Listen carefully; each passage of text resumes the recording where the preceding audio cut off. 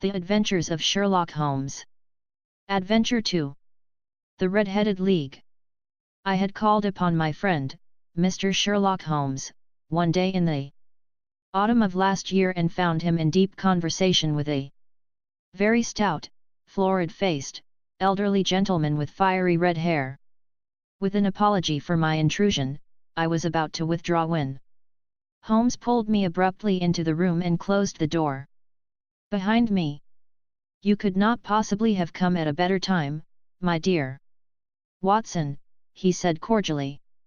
"I was afraid that you were engaged." "So I am." "Very much so. Then I can wait in the next room." "Not at all.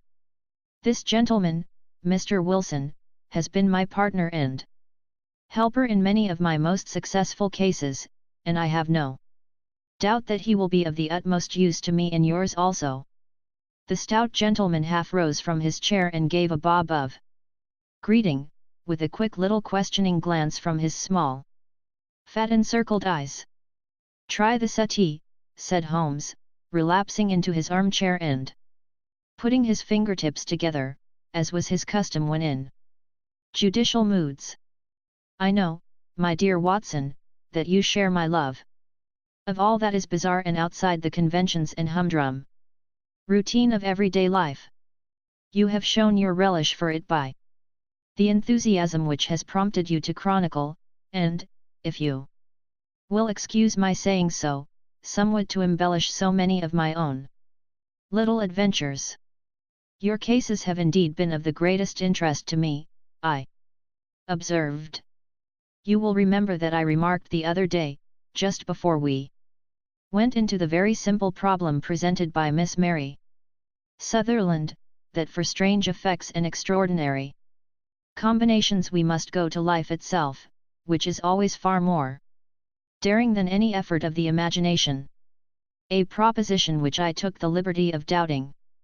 You did, Doctor, but none the less you must come round to my view, for otherwise I shall keep on piling fact upon fact on you, until your reason breaks down under them and acknowledges me to be right.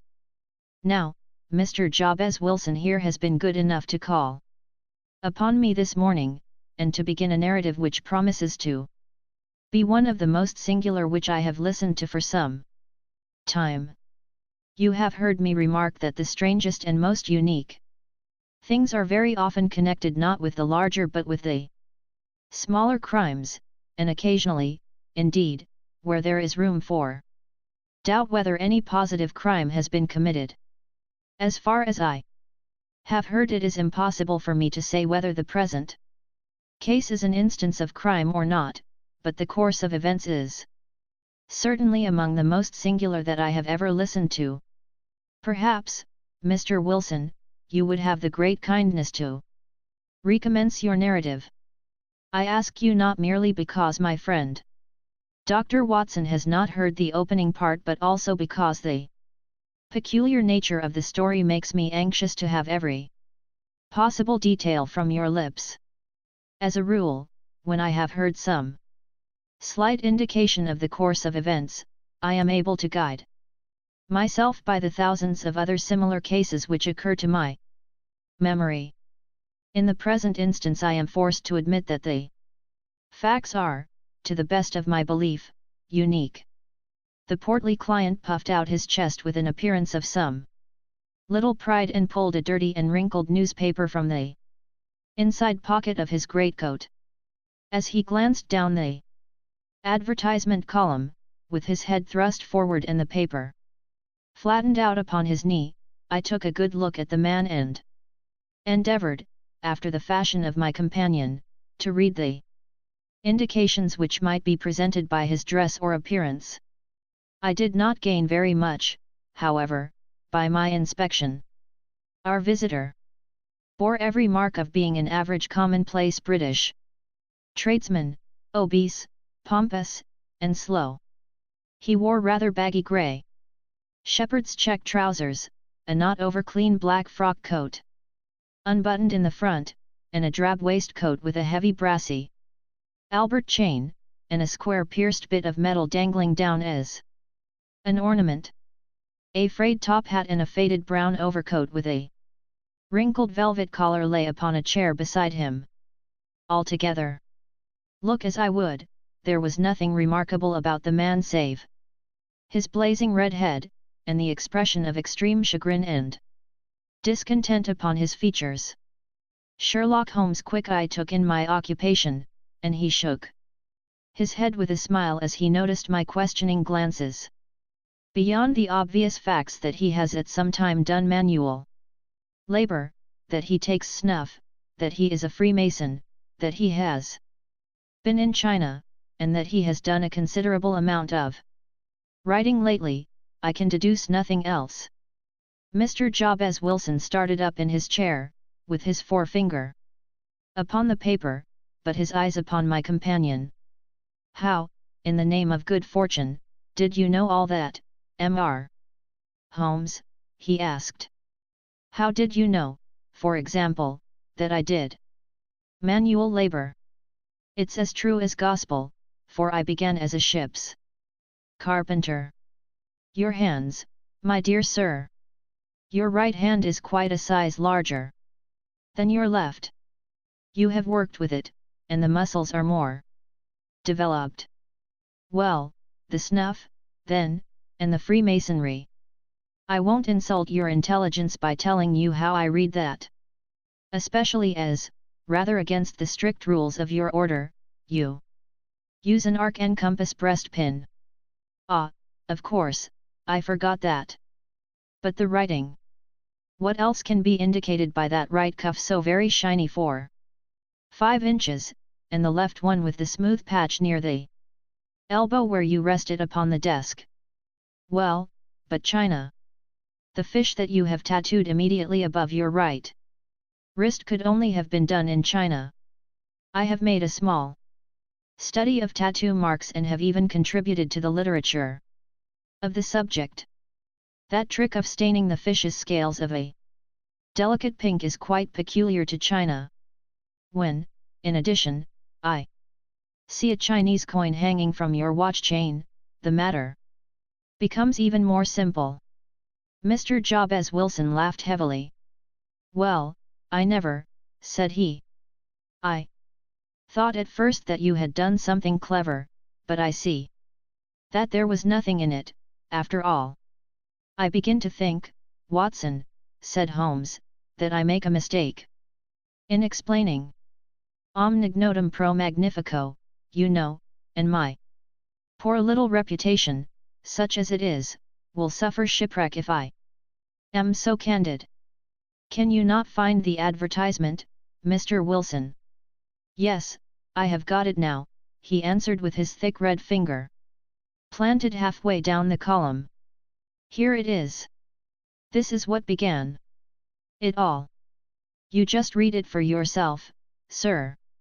I took the paper from him and read as follows. To the Red-Headed League, on account of the bequest of the late Ezekiah Hopkins, of Lebanon, Pennsylvania, USA, there is now another vacancy open which entitles a member of the League to a salary of £4 a week for purely nominal services. All red-headed men who are sound in body and mind and above the age of 21 years, are eligible. Apply in person on Monday, at 11 o'clock, to Duncan Ross, at the offices of the League, 7 Pope's Court, Fleet Street. What on earth does this mean? I ejaculated after I had twice read over the extraordinary announcement. Holmes chuckled and wriggled in his chair, as was his habit when in high spirits. It is a little off the beaten track, isn't it? Said he. And now, Mr. Wilson, off you go at scratch and tell us all about yourself, your household, and the effect which this advertisement had upon your fortunes. You will first make a note, Doctor, of the paper and the date. It is the Morning Chronicle of April 27, 1890. Just 2 months ago. Very good. Now, Mr. Wilson. Well, it is just as I have been telling you, Mr. Sherlock Holmes, said Jabez Wilson, mopping his forehead, I have a small pawnbroker's business at Coburg Square, near the city. It's not a very large affair, and of late years it has not done more than just give me a living. I used to be able to keep 2 assistants. But now I only keep 1, and I would have a job to pay him, but that he is willing to come for half wages so as to learn the business. What is the name of this obliging youth? Asked Sherlock Holmes. His name is Vincent Spaulding, and he's not such a youth either. It's hard to say his age. I should not wish a smarter assistant, Mr. Holmes, and I know very well that he could better himself and earn twice what I am able to give him. But, after all, if he is satisfied, why should I put ideas in his head? Why, indeed? You seem most fortunate in having an employee who comes under the full market price. It is not a common experience among employers in this age. I don't know that your assistant is not as remarkable as your advertisement. Oh, he has his faults, too, said Mr. Wilson. Never was such a fellow for photography. Snapping away with a camera when he ought to be improving his mind, and then diving down into the cellar like a rabbit into its hole to develop his pictures. That is his main fault, but on the whole he's a good worker. There's no vice in him. He is still with you, I presume? Yes, sir. He and a girl of 14, who does a bit of simple cooking and keeps the place clean. That's all I have in the house, for I am a widower and never had any family. We live very quietly, sir, the 3 of us, and we keep a roof over our heads and pay our debts, if we do nothing more. The first thing that put us out was that advertisement. Spaulding, he came down into the office just this day 8 weeks, with this very paper in his hand, and he says, I wish to the Lord, Mr. Wilson, that I was a red-headed man. Why that? I asks. Why, says he, here's another vacancy on the League of the Red-Headed Men. It's worth quite a little fortune to any man who gets it, and I understand that there are more vacancies than there are men, so that the trustees are at their wits' end what to do with the money. If my hair would only change color, here's a nice little crib all ready for me to step into. Why, what is it, then? I asked. You see, Mr. Holmes, I am a very stay-at-home man, and as my business came to me instead of my having to go to it, I was often weeks on end without putting my foot over the doormat. In that way I didn't know much of what was going on outside, and I was always glad of a bit of news. Have you never heard of the League of the Red-Headed Men? He asked with his eyes open. Never. Why, I wonder at that, for you are eligible yourself for one of the vacancies. And what are they worth? I asked. Oh, merely a couple of hundred a year, but the work is slight. And it need not interfere very much with one's other occupations. Well, you can easily think that that made me prick up my ears. For the business has not been over good for some years, and an extra couple of hundred would have been very handy. Tell me all about it, said I. Well, said he, showing me the advertisement, you can see for yourself that the League has a vacancy, and there is the address where you should apply for particulars. As far as I can make out, the League was founded by an American millionaire, Ezekiah Hopkins, who was very peculiar in his ways. He was himself red-headed, and he had a great sympathy for all red-headed men. So when he died it was found that he had left his enormous fortune in the hands of trustees, with instructions to apply the interest to the providing of easy berths to men whose hair is of that color. From all I hear it is splendid pay and very little to do. But, said I, there would be millions of red-headed men who would apply. Not so many as you might think, he answered. You see it is really confined to Londoners, and to grown men. This American had started from London when he was young, and he wanted to do the old town a good turn. Then, again, I have heard it is no use your applying if your hair is light red, or dark red, or anything but real bright, blazing, fiery red. Now, if you cared to apply, Mr. Wilson, you would just walk in, but perhaps it would hardly be worth your while to put yourself out of the way for the sake of a few £100. Now, it is a fact, gentlemen, as you may see for yourselves, that my hair is of a very full and rich tint, so that it seemed to me that if there was to be any competition in the matter I stood as good a chance as any man that I had ever met. Vincent Spaulding seemed to know so much about it that I thought he might prove useful, so I just ordered him to put up the shutters for the day and to come right away with me. He was very willing to have a holiday, so we shut the business up and started off for the address that was given us in the advertisement. I never hope to see such a sight as that again, Mr. Holmes. From north, south, east, and west every man who had a shade of red in his hair had tramped into the city to answer the advertisement. Fleet Street was choked with red-headed folk, and Pope's Court looked like a coster's orange barrow.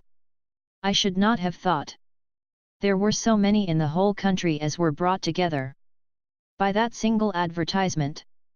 Every shade of colour they were: straw, lemon, orange, brick, Irish setter, liver, clay. But, as Spaulding said, there were not many who had the real vivid flame-coloured tint. When I saw how many were waiting, I would have given it up in despair, but Spaulding would not hear of it.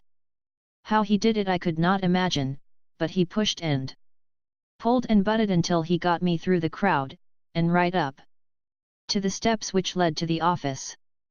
There was a double stream upon the stair, some going up in hope, and some coming back dejected, but we wedged in as well as we could and soon found ourselves in the office. Your experience has been a most entertaining one, remarked Holmes as his client paused and refreshed his memory with a huge pinch of snuff. Pray continue your very interesting statement. There was nothing in the office but a couple of wooden chairs and a deal table, behind which sat a small man with a head that was even redder than mine. He said a few words to each candidate as he came up, and then he always managed to find some fault in them which would disqualify them. Getting a vacancy did not seem to be such a very easy matter, after all. However, when our turn came, the little man was much more favourable to me than to any of the others, and he closed the door as we entered, so that he might have a private word with us. This is Mr. Jabez Wilson, said my assistant, and he is willing to fill a vacancy in the League. And he is admirably suited for it, the other answered. He has every requirement. I cannot recall when I have seen anything so fine. He took a step backward, cocked his head on one side, and gazed at my hair until I felt quite bashful. Then suddenly he plunged forward, wrung my hand, and congratulated me warmly on my success. It would be injustice to hesitate, said he. You will, however, I am sure, excuse me for taking an obvious precaution.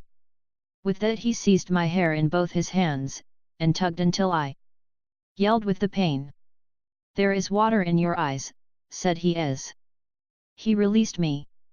I perceive that all is as it should be. But we have to be careful, for we have twice been deceived by wigs and once by paint. I could tell you tales of cobbler's wax which would disgust you with human nature. He stepped over to the window and shouted through it at the top of his voice that the Vacancy was filled. A groan of disappointment came up from below.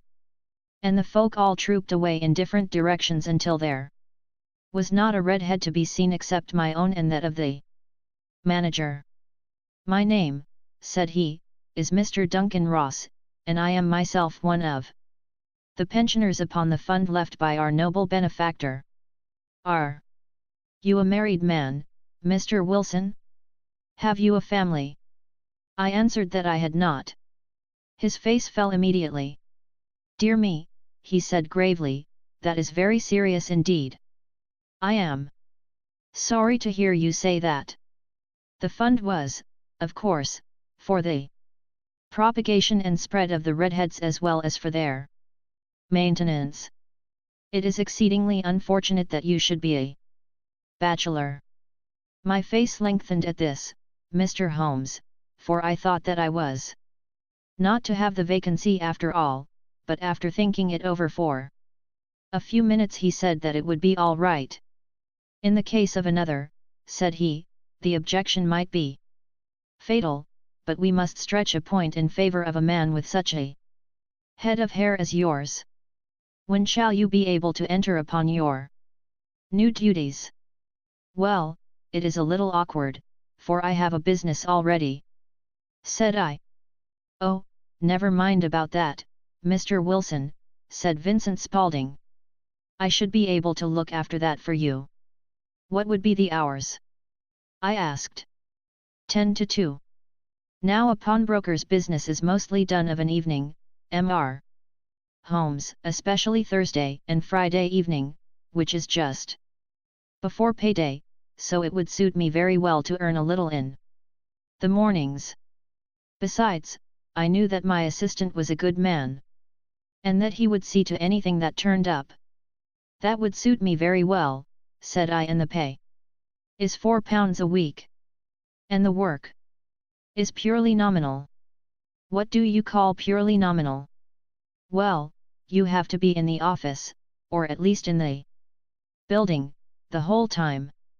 If you leave, you forfeit your whole position forever. The rule is very clear upon that point. You don't comply with the conditions if you budge from the office during that time. It's only 4 hours a day, and I should not think of leaving," said I. "No excuse will avail," said Mr. Duncan Ross, "neither sickness, nor business nor anything else. There you must stay, or you lose your billet. And the work is to copy out the Encyclopaedia Britannica. There is the first volume of it in that press. You must find your own ink, pens, and blotting paper, but we provide this table and chair. Will you be ready tomorrow?" "Certainly," I answered. "Then, goodbye, Mr. Jabez Wilson, and let me congratulate you once more on the important position which you have been fortunate enough to gain." He bowed me out of the room and I went home with my assistant, hardly knowing what to say or do, I was so pleased at my own good fortune. Well, I thought over the matter all day, and by evening I was in low spirits again, for I had quite persuaded myself that the whole affair must be some great hoax or fraud, though what its object might be I could not imagine. It seemed altogether past belief that anyone could make such a will, or that they would pay such a sum for doing anything so simple as copying out the Encyclopaedia Britannica. Vincent Spaulding did what he could to cheer me up, but by bedtime I had reasoned myself out of the whole thing. However, in the morning I determined to have a look at it anyhow, so I bought a penny bottle of ink, and with a quill pen, and 7 sheets of foolscap paper, I started off for Pope's Court. Well, to my surprise and delight, everything was as right as possible. The table was set out ready for me, and Mr. Duncan Ross was there to see that I got fairly to work. He started me off upon the letter A, and then he left me, but he would drop in from time to see that all was right with me. At 2 o'clock he bade me good day, complimented me upon the amount that I had written, and locked the door of the office after me. This went on day after day, Mr. Holmes, and on Saturday the manager came in and planked down 4 golden sovereigns for my week's work. It was the same next week, and the same the week after. Every morning I was there at 10, and every afternoon I left at 2. By degrees Mr. Duncan Ross took to coming in only once of a morning, and then, after a time, he did not come in at all. Still, of course, I never dared to leave the room for an instant, for I was not sure when he might come, and the billet was such a good one, and suited me so well, that I would not risk the loss of it. 8 weeks passed away like this, and I had written about abbots and archery and armour and architecture and Attica, and hoped with diligence that I might get on to the bees before very long. It cost me something in foolscap, and I had pretty nearly filled a shelf with my writings. And then suddenly the whole business came to an end. To an end? Yes, sir. And no later than this morning. I went to my work as usual at 10 o'clock, but the door was shut and locked, with a little square of cardboard hammered onto the middle of the panel with a tack. Here it is, and you can read for yourself. He held up a piece of white cardboard about the size of a sheet of notepaper. It read in this fashion: The Red-Headed League is dissolved. October 9, 1890.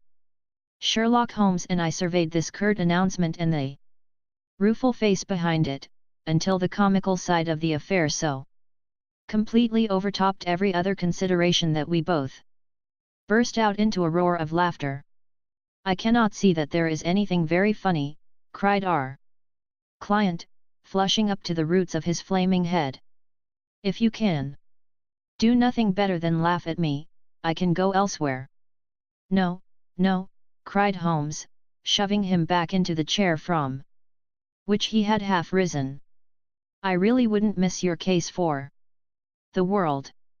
It is most refreshingly unusual. But there is, if you will excuse my saying so, something just a little funny about it. Pray, what steps did you take when you found the card upon the door? I was staggered, sir. I did not know what to do. Then I called at the offices round, but none of them seemed to know anything about it. Finally, I went to the landlord, who is an accountant living on the ground floor, and I asked him if he could tell me what had become of the Red-Headed League. He said that he had never heard of any such body. Then I asked him who Mr. Duncan Ross was. He answered that the name was new to him. Well, said I, the gentleman at No. 4. What, the red-headed man? Yes. Oh, said he, his name was William Morris. He was a solicitor, and was using my room as a temporary convenience until his new premises were ready. He moved out yesterday. Where could I find him? Oh, at his new offices. He did tell me the address. Yes, 17 King Edward Street, near St. Paul's.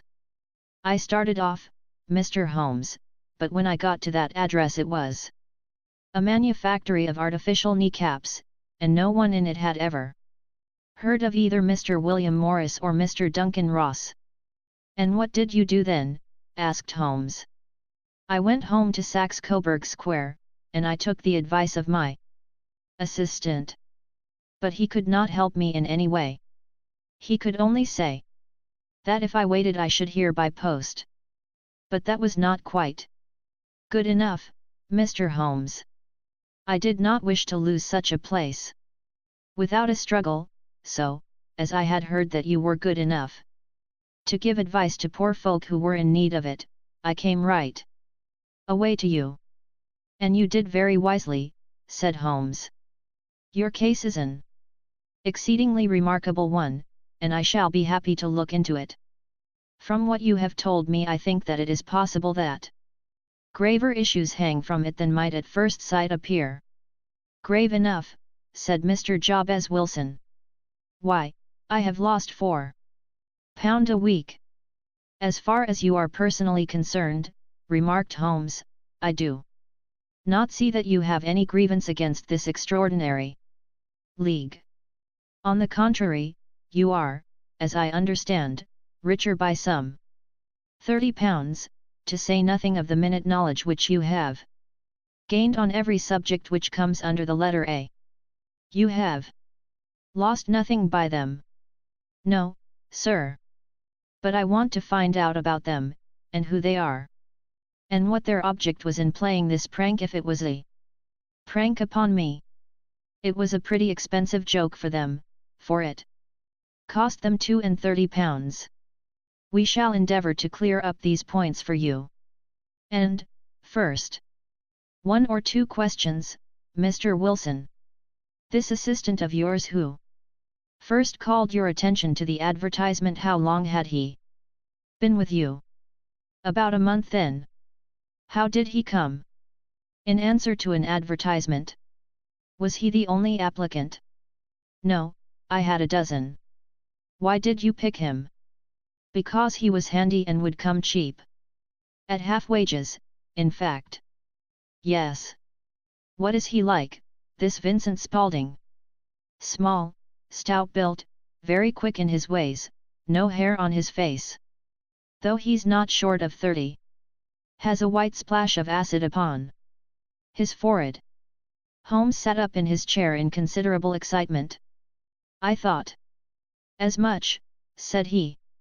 Have you ever observed that his ears are pierced for earrings? Yes, sir. He told me that a gypsy had done it for him when he was a lad. Said Holmes, sinking back in deep thought. He is still with you? Oh, yes, sir, I have only just left him. And has your business been attended to in your absence? Nothing to complain of, sir. There's never very much to do of a morning. That will do, Mr. Wilson. I shall be happy to give you an opinion upon the subject in the course of a day or two. Today is Saturday, and I hope that by Monday we may come to a conclusion. Well, Watson, said Holmes when our visitor had left us, what do you make of it all? I make nothing of it, I answered frankly. It is a most mysterious business. As a rule, said Holmes, the more bizarre a thing is the less mysterious it proves to be. It is your commonplace, featureless crimes which are really puzzling, just as a commonplace face is the most difficult to identify. But I must be prompt over this matter. What are you going to do, then? I asked. To smoke, he answered. It is quite a 3-pipe problem, and I beg that you won't speak to me for 50 minutes. He curled himself up in his chair, with his thin knees drawn up to his hawk-like nose, and there he sat with his eyes closed and his black clay pipe thrusting out like the bill of some strange bird.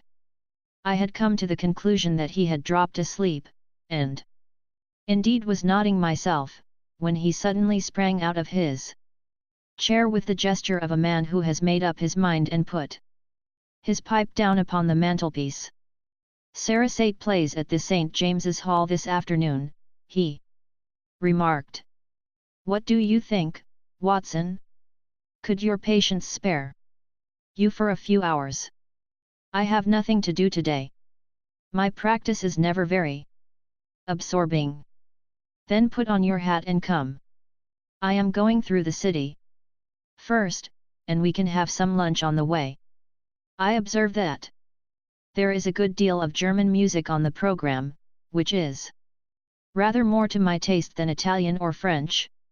It is introspective, and I want to introspect. Come along. We travelled by the underground as far as Aldersgate, and a short Walk took us to Saxe-Coburg Square, the scene of the singular story which we had listened to in the morning. It was a poky, little, shabby genteel place, where 4 lines of dingy, 2-storied brick houses looked out into a small railed enclosure, where a lawn of weedy grass and a few clumps of faded laurel bushes made a hard fight against a smoke-laden and uncongenial atmosphere. 3 gilt balls and a brown board with Jabez Wilson in white letters, upon a corner house, announced the place where our red-headed client carried on his business. Sherlock Holmes stopped in front of it with his head on one side, and looked it all over, with his eyes shining brightly between puckered lids. Then he walked slowly up the street, and then down again to the corner, still looking keenly at the houses. Finally, he returned to the pawnbroker's, and, having thumped vigorously upon the pavement with his stick 2 or 3 times, he went up to the door and knocked. It was instantly opened by a bright-looking, clean-shaven young fellow, who asked him to step in. "Thank you," said Holmes, "I only wished to ask you how you would go from here to the Strand." "Third right, 4th left," answered the assistant promptly, closing the door. "Smart fellow, that," observed Holmes as we walked away. "He is, in my judgment, the 4th smartest man in London, and for daring, I am not sure that he has not a claim to be 3rd. I have known something of him before." "Evidently," said I, "Mr. Wilson's assistant counts for a good deal in this mystery of the Red-Headed League. I am sure that you inquired your way merely in order that you might see him." "Not him." "What then?" "The knees of his trousers." "And what did you see?" "What I expected to see." "Why did you beat the pavement?" "My dear doctor, this is a time for observation, not for talk. We are spies in an enemy's country. We know something of Saxe-Coburg Square. Let us now explore the parts which lie behind it." The road in which we found ourselves as we turned round the corner from the retired Saxe-Coburg Square presented as great a contrast to it as the front of a picture does to the back.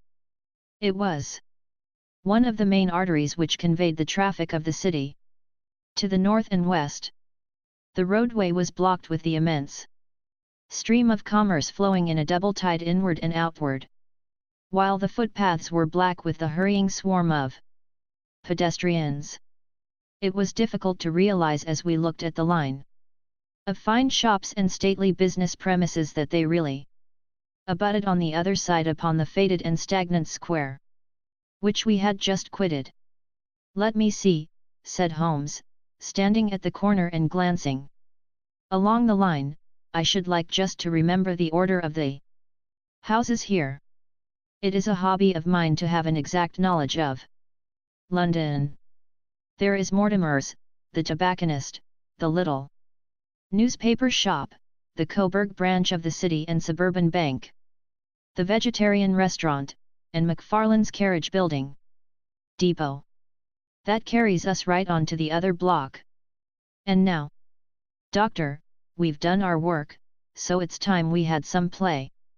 A sandwich and a cup of coffee, and then off to Violin Land, where all is sweetness and delicacy and harmony, and there are no red-headed clients to vex us with their conundrums." My friend was an enthusiastic musician, being himself not only a very capable performer but a composer of no ordinary merit. All the afternoon he sat in the stalls wrapped in the most perfect happiness, gently waving his long, thin fingers in time to the music, while his gently smiling face and his languid, dreamy eyes were as unlike those of Holmes the sleuth-hound, Holmes the relentless, keen-witted, ready-handed criminal agent, as it was possible to conceive. In his singular character the dual nature alternately asserted itself, and his extreme exactness and astuteness represented, as I have often thought, the reaction against the poetic and contemplative mood which occasionally predominated in him. The swing of his nature took him from extreme languor to devouring energy, and, as I knew well, he was never so truly formidable as when, for days on end, he had been lounging in his armchair amid his improvisations and his black-letter editions. Then it was that the lust of the chase would suddenly come upon him, and that his brilliant reasoning power would rise to the level of intuition, until those who were unacquainted with his methods would look askance at him as on a man whose knowledge was not that of other mortals. When I saw him that afternoon so enwrapped in the music at St. James's Hall, I felt that an evil time might be coming upon those whom he had set himself to hunt down. "You want to go home, no doubt, Doctor," he remarked as we emerged. "Yes, it would be as well. And I have some business to do which will take some hours." "This business at Coburg Square is serious." "Why serious?" "A considerable crime is in contemplation. I have every reason to believe that we shall be in time to stop it. But today being Saturday rather complicates matters. I shall want your help." "Tonight? At what time?" "10 will be early enough. I shall be at Baker Street at 10.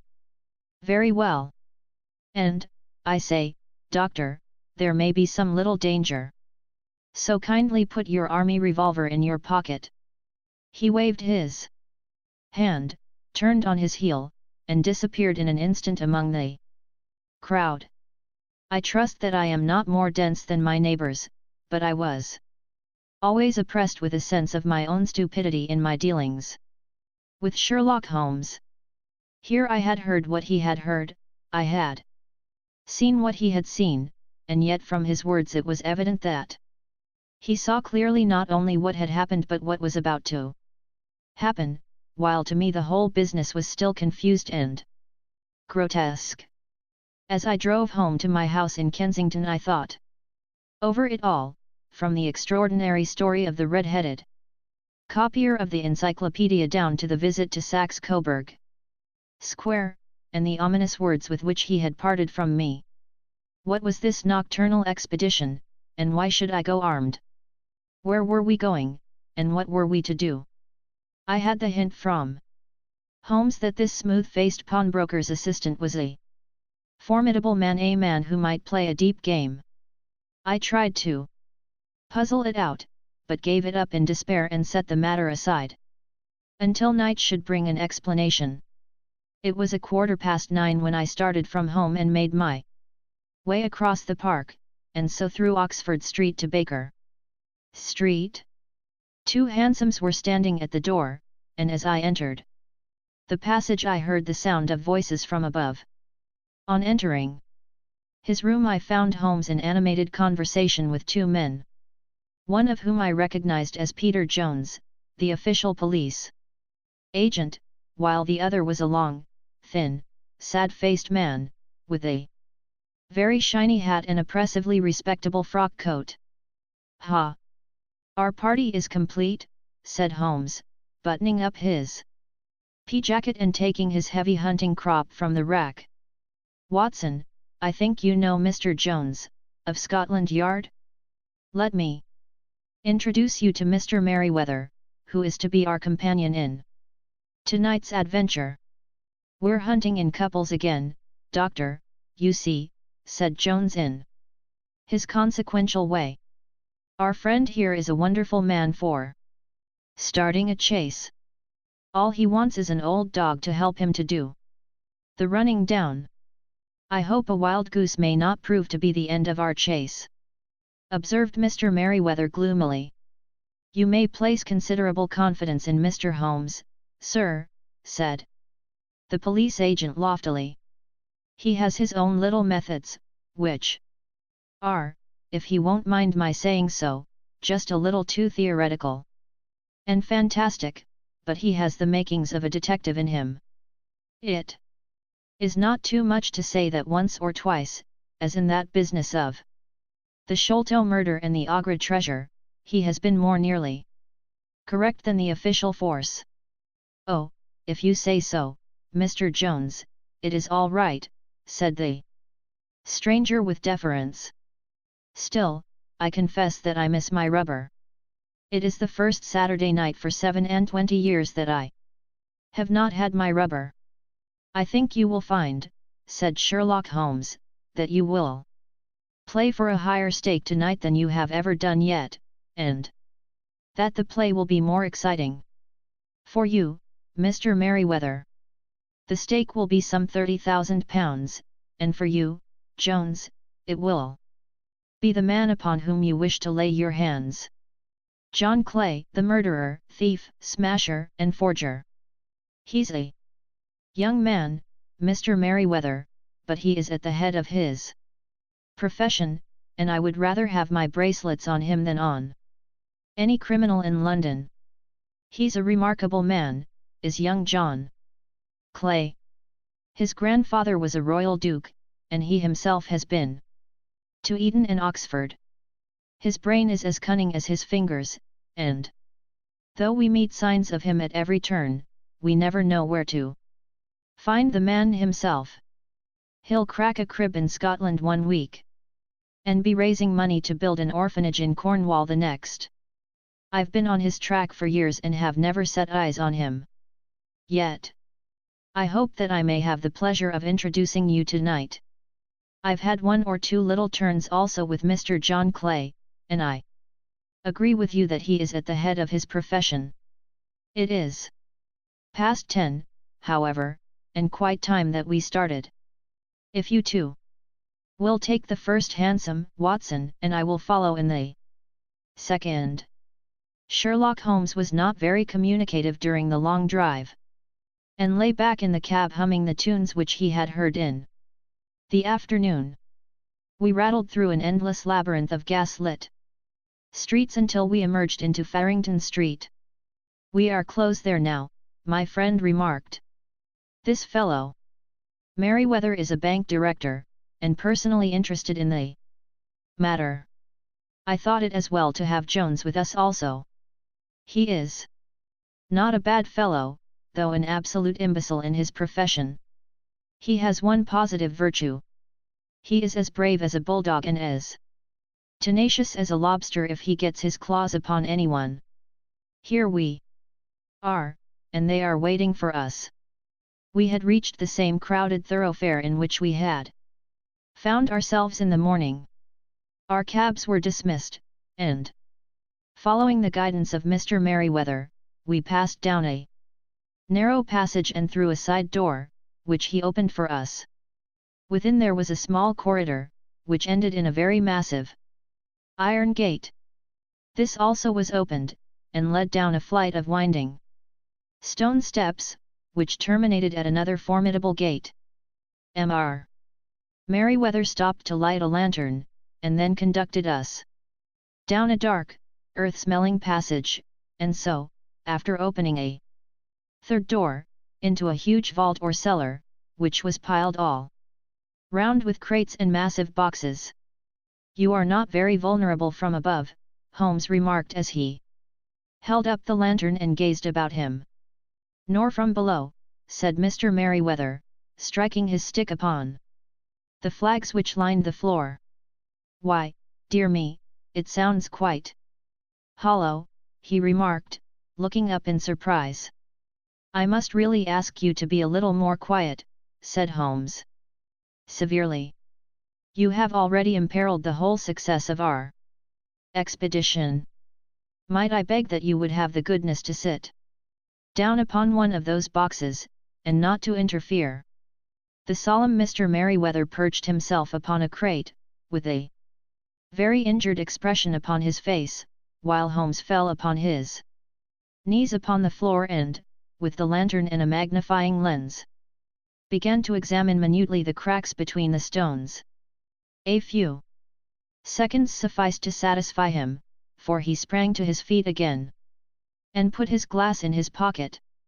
We have at least an hour before us, he remarked, for they can hardly take any steps until the good pawnbroker is safely in bed. Then they will not lose a minute, for the sooner they do their work the longer time they will have for their escape. We are at present, Doctor, as no doubt you have divined, in the cellar of the city branch of one of the principal London banks. Mr. Merriweather is the chairman of directors, and he will explain to you that there are reasons why the more daring criminals of London should take a considerable interest in this cellar at present. It is our French gold, whispered the director. We have had several warnings that an attempt might be made upon it. Your French gold? Yes. We had occasion some months ago to strengthen our resources, and borrowed for that purpose 30,000 Napoleons from the Bank of France. It has become known that we have never had occasion to unpack the money, and that it is still lying in our cellar. The crate upon which I sit contains 2,000 Napoleons packed between layers of lead foil. Our reserve of bullion is much larger at present than is usually kept in a single branch office, and the directors have had misgivings upon the subject, which were very well justified, observed Holmes. And now it is time that we arranged our little plans. I expect that within an hour matters will come to a head. In the meantime, Mr. Merriweather, we must put the screen over that dark lantern and sit in the dark. I am afraid so. I had brought a pack of cards in my pocket, and I thought that, as we were a party carré, you might have your rubber after all.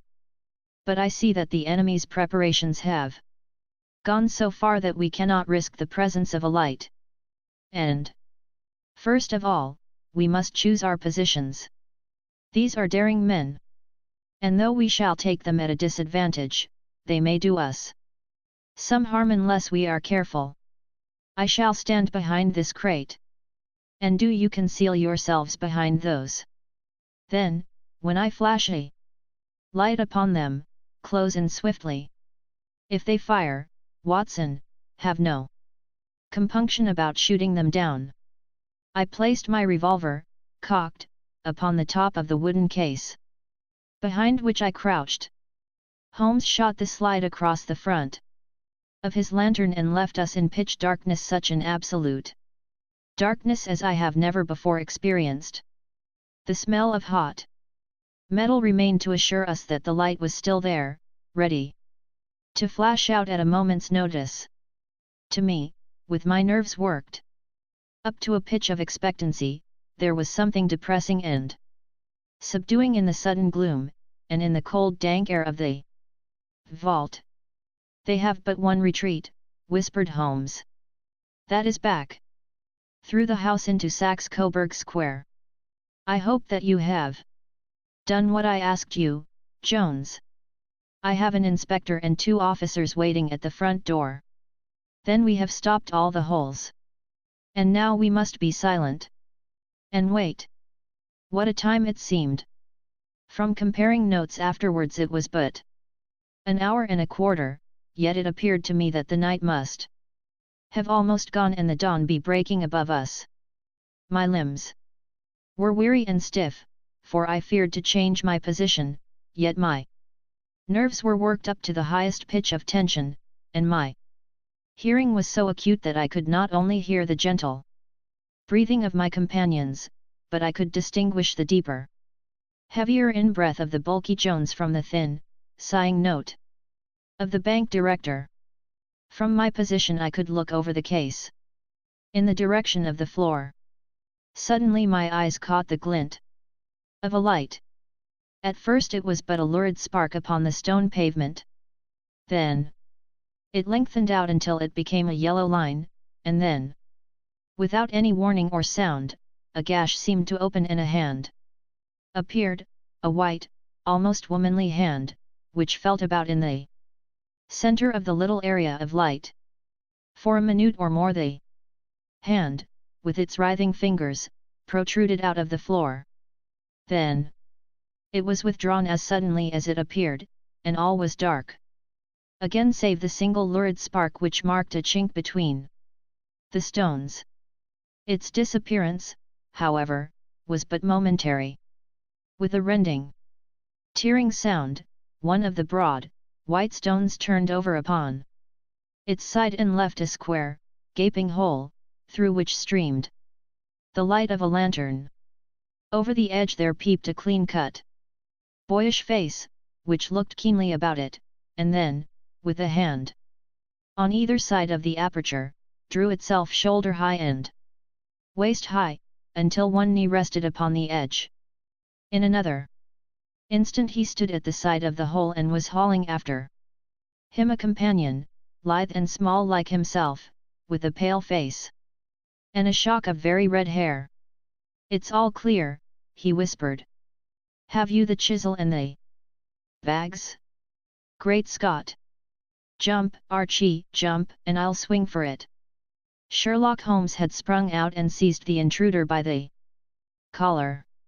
The other dived down the hole, and I heard the sound of rending cloth as Jones clutched at his skirts.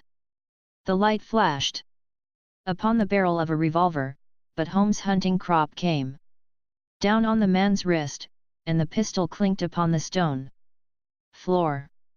"It's no use, John Clay," said Holmes blandly. "You have no chance at all." "So I see," the other answered with the utmost coolness. "I fancy that my pal is all right, though I see you have got his coat-tails." "There are 3 men waiting for him at the door," said Holmes. "Oh, indeed. You seem to have done the thing very completely.